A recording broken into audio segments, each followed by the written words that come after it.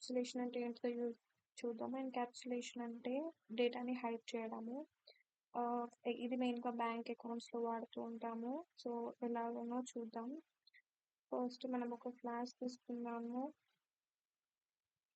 Bank account అని. ఆ తర్వాతకి నేను ప్రైవేట్ ఇంట్ బ్యాలెన్స్ వేరియబుల్ తీసుకున్నాను.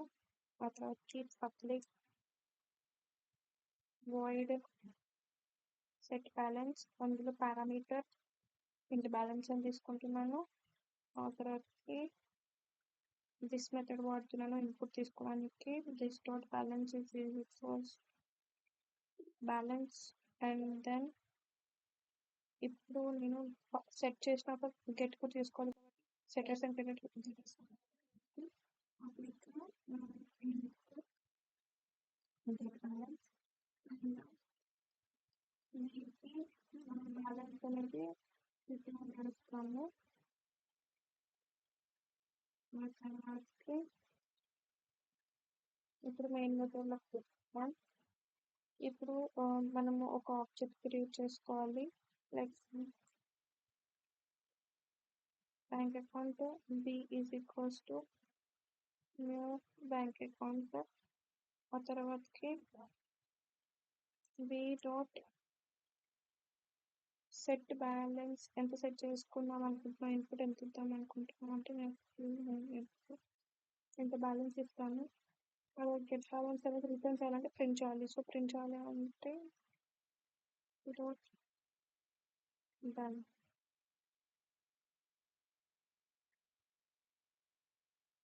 యా, సో ఇప్పుడు నేను కోడ్ మొత్తం ఎక్స్ప్లెయిన్ చేస్తాను. ఇక్కడ ఏంటిదంటే ఫస్ట్ మనం క్లాస్ బ్యాంక్ అకౌంట్ అని తీసుకున్నాము. ఎందుకు అంటే బ్యాంక్ అకౌంట్ క్లాస్ క్రియేట్ చేసాము. బ్యాంక్ అకౌంట్ ఎలా ఉండాలో డిఫైన్ చేస్తుంది. అదొకేమో ప్రైవేట్ ఇంట్ బ్యాలెన్స్ అనమాట. ఇక్కడ ఏంటిదంటే అకౌంట్ బ్యాలెన్స్ ఒక వేరియబుల్ తీసుకున్నాము. అది ప్రైవేట్లో, ఎందుకంటే అది చాలా ఇంపార్టెంట్. అవుట్ సైడ్ క్లాస్ నుంచి డైరెక్ట్గా యాక్సెస్ చేయలేము అని అర్థము. సో ఇప్పుడు మనము సెట్ బ్యాలెన్స్ అని ఎందుకు తీసుకున్నాము అంటే ప్రస్తుతం ఇక్కడి వరకు మన బ్యాలెన్స్ 0 ఉంది. ఇప్పుడు నువ్వు సెట్ చేయాలి అనుకుంటున్నావు ఎంత, ఒక ఇప్పుడు 2098 అనేది నా బ్యాలెన్స్ సెట్ చేసుకోవాలి అనుకుంటున్నాను. సో ఇది రాసేసా. ఇప్పుడు సెట్టర్ వాల్యూ సెట్ చేయడానికి ఆ తర్వాతకి ఇన్పుట్ తీసుకుంటుంది అనమాట. ఈ పారామీటర్లో బ్యాలెన్స్ వేరియబుల్ అనేది ఇన్పుట్ తీసుకుంటుంది. ఆ తర్వాతకి ఎంత అంటే మనం ఇక్కడ డిఫైన్ చేసాము 2098.